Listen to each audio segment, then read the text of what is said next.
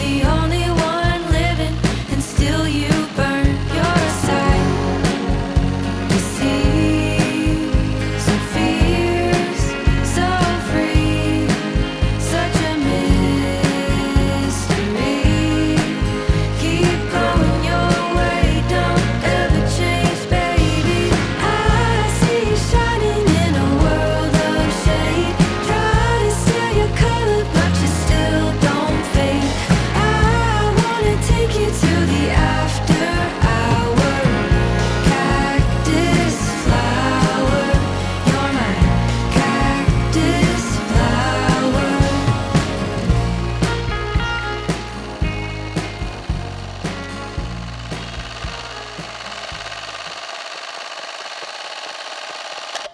Another year, another family trip. This time we decided to drag our suitcases to North America, bringing about this 3-part series starting with Canada, given away by the very subtle Niagara Falls in the background. But before we head in for a shower of a lifetime, let me catch you up to speed with the trip so far.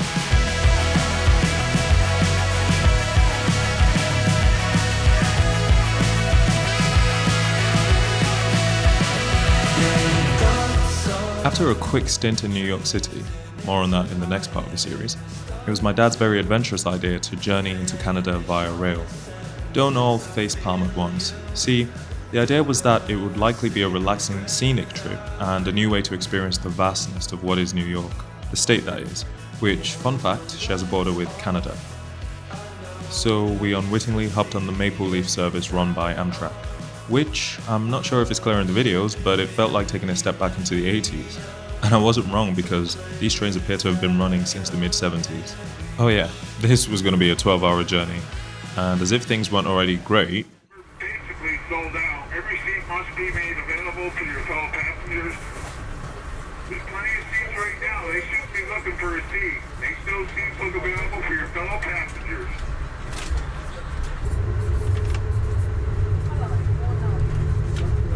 Will. I got your ticket already. Okay, perfect. You're all set. Thank you. and so we set off on what could have been a short plane ride.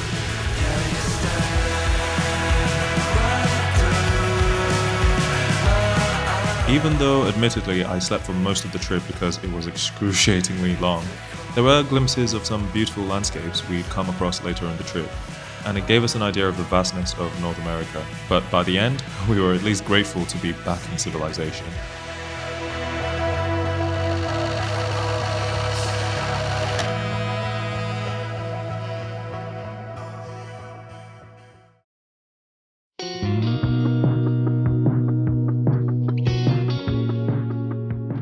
The first leg of our Canadian trip kicks off in the 6, popularized by Drake himself because of the area code 416. Toronto is Canada's largest city, and since we had a lot of ground to cover, we made the most of the city bus tours and hopped up at key locations we wanted to visit. We got to see a lot of its unique neighborhoods along the way, but never losing sight of its most famous landmark, the CN Tower. It was always going to be at the top of the bucket list visiting Toronto, even though traveling all the way to the top might not have been for any of us because it is way taller in person. I mean, Terrace's face says it all, with a glass elevator setting your heart racing as you take 60 seconds to fly up to the observation deck at 550 meters high.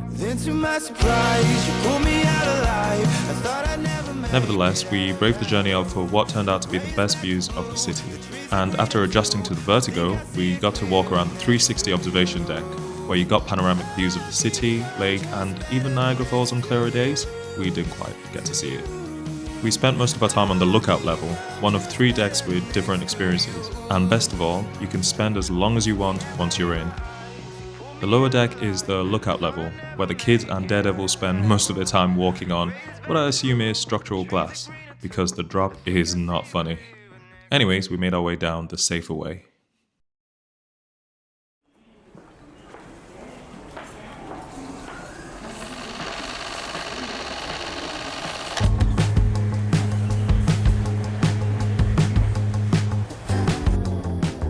Another day, another rail trip, except this one was a very quick stop at our next destination. Okay, I'll admit that this is just to fill a chapter before we get to Montreal, but it wasn't because I didn't use much of the camera on this leg. Honestly, we learnt a very valuable lesson about distances in Canada and terrible travel agents. As in, when your hotel is located an hour and a half's drive out of the city, it's considered reasonable on this side of the world.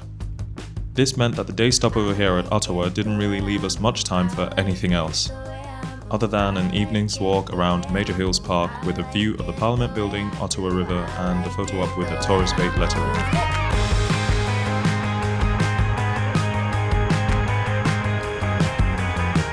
So yeah, we're gonna have to come back and do Ottawa a bit more justice in the near future.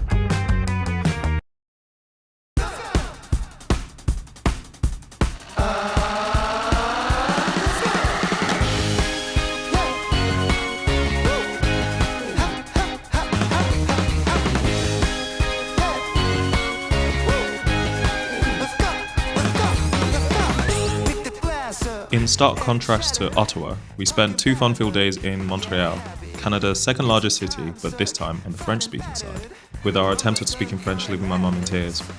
Nevertheless, this was unanimously our favourite city in Canada, given a Parisian meets New York feel. And there was no doubt we were still in North America, especially when it came to portion sizes.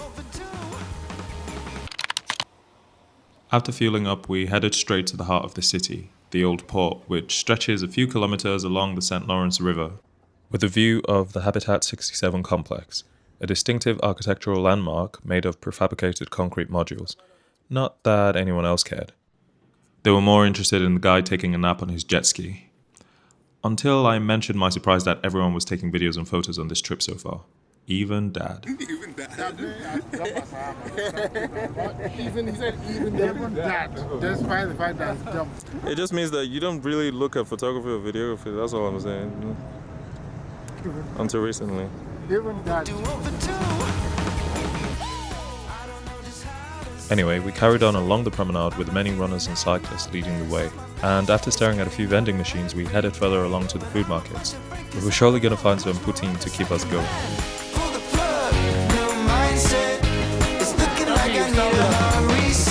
Spoiler, we ended up getting some larger than usual American-sized popcorn bags, and after getting harassed by the usual suspects, we headed back into the city for an actual meal. It's looking like I need a reset. It's looking like I need a reset.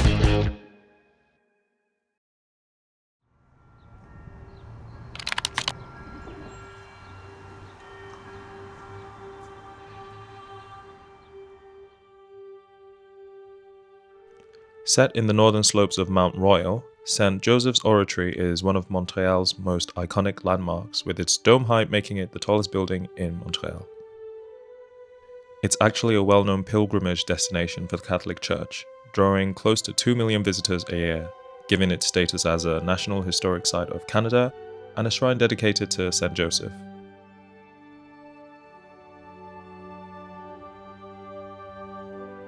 It does have a noticeable Renaissance style, with the large copper dome housing a beautiful altar that draws your eyes ahead and upwards. The emphasis is clearly on scale here, with its exceptionally high ceilings with minimal detailing. Outside, you can't miss the stairs, which are physical expressions of pilgrimage, shaping the visitor's experience before you even enter the space.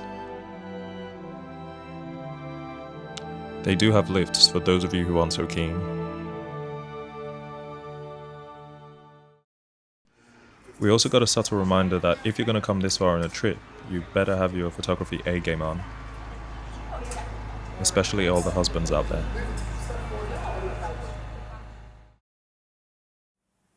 Whilst it looks like something out of the City of Arts and Sciences in Valencia, our next destination isn't too far off. Only difference is the venue was built for the 1976 Montreal Olympics.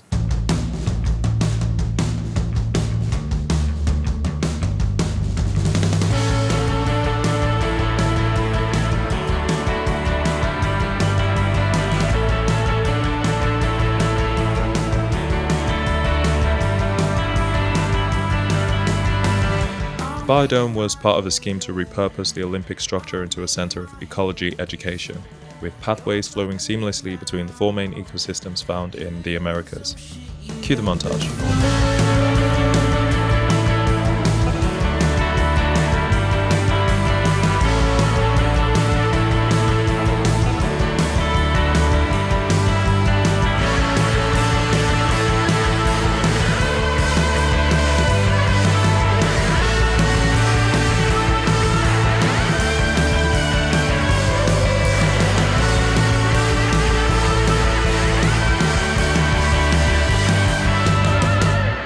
All in all, a good day activity for the family. Search one. Oh, Cadillac.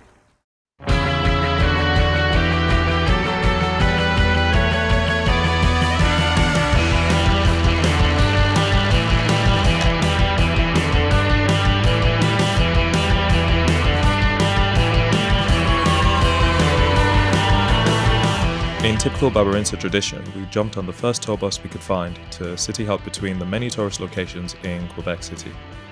Another French-speaking city which, not surprisingly, was our second favourite location in Canada.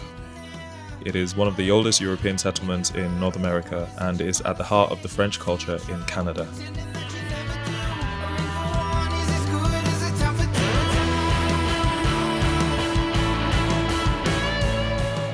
The most popular location is Chateau Frontenac, a 19th century built luxury hotel overlooking the St. Lawrence River, which flows out of Lake Ontario. We were a few that carried on along the promenade and further uphill for the better views. We then made our way further around the fort, stopping at many more viewpoints along the way, notably the National Assembly Square.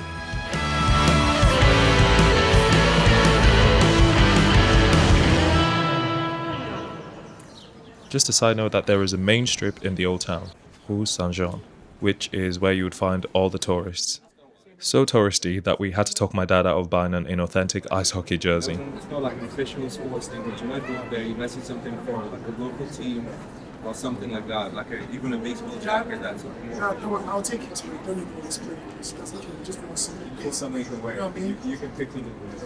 I'm trying to tell these guys what you do. Yeah. We're taking it back to Toronto for our final leg of the Canadian trip. If you made it this far, thanks for sticking around, because we're now about to make our way to somewhere that had been high up on all our bucket lists for a while now.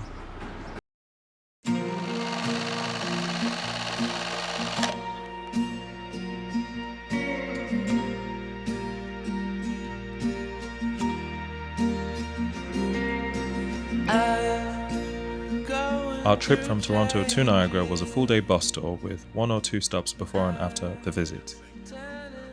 I would recommend this one, run by the Toronto Bus Company, which included live commentary from our driver for the full duration of the journey to and from Niagara Falls. He was a champ because he even kept going when the majority of the tour group fell asleep. We're talking a 2-hour drive one way. I'm sure the Canadians will consider that a short journey. One of the highlights along the way was the wine tasting at a Niagara winery, more specifically the Niagara College Teaching Winery, where we all managed our intake to avoid getting back on the wrong bus.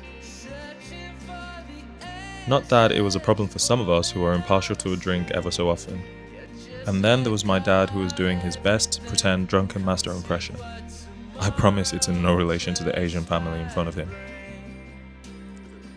Before long, we were at the awe-inspiring falls, which was visible from almost every angle around the site. But we hadn't come all this way just to stare at it from a distance. Oh no, we were going in all the way. So, fun fact, there is a Niagara boat tour on both sides, with the blue being American and the red being Canadian. The red punch has proven problematic for Ken, to my mum's amusement. But they are very much needed because, as you're about to find out, you really do go as far into the falls as possible, leaving us with one of the best family trip memories we've had to date.